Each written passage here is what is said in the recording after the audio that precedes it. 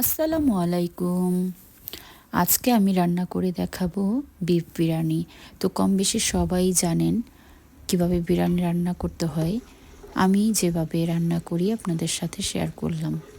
তো এখানে ঘি তেল দিয়ে পরিমাণ রকম পেঁয়াজ কুচি দিয়ে দিয়েছি, গরম মশলার সাথে দিয়ে দিয়েছি এবং আদা রসুন পেস্ট দিয়ে দিয়েছি পরিমাণ রকম, আর সাথে কিছুটা লবণ দিয়ে দিয়েছি পরিমাণ রকম। আর ওই চুলাতে গরুর মাংস রান্না করে নিয়েছি।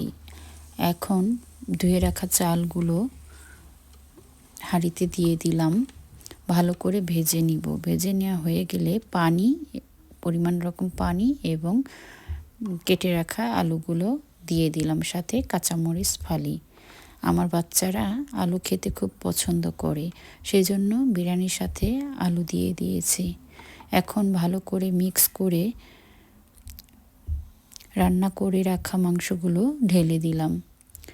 মাংসর সাথে আমি গ্রিন পিস দিয়ে দিয়েছিলাম। তো এখন আবারও ভালো করে মিক্স করে নিব।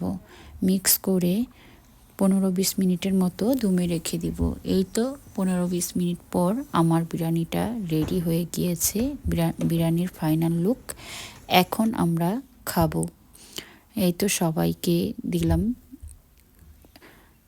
এখন আমিও খাচ্ছি। বিরিয়ানিটা খুবই মজা হয়েছে। আর এই চিকেনটা আগেই করে রেখেছিলাম, সেটার ভিডিও করা হয়নি। তো এই তো খাচ্ছি বিরিয়ানি। আর আমি হোমমেড দই বানিয়েছি। দেখুন আমার দইয়ের ফাইনাল লুক কতটা সুন্দর হয়েছে। দেখতে যেমন সুন্দর, খেতেও কিন্তু খুব মজা হয়েছে।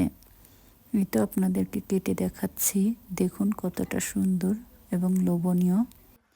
খেতেও কিন্তু অনেক টেস্ট হয়েছে, আলহামদুলিল্লাহ।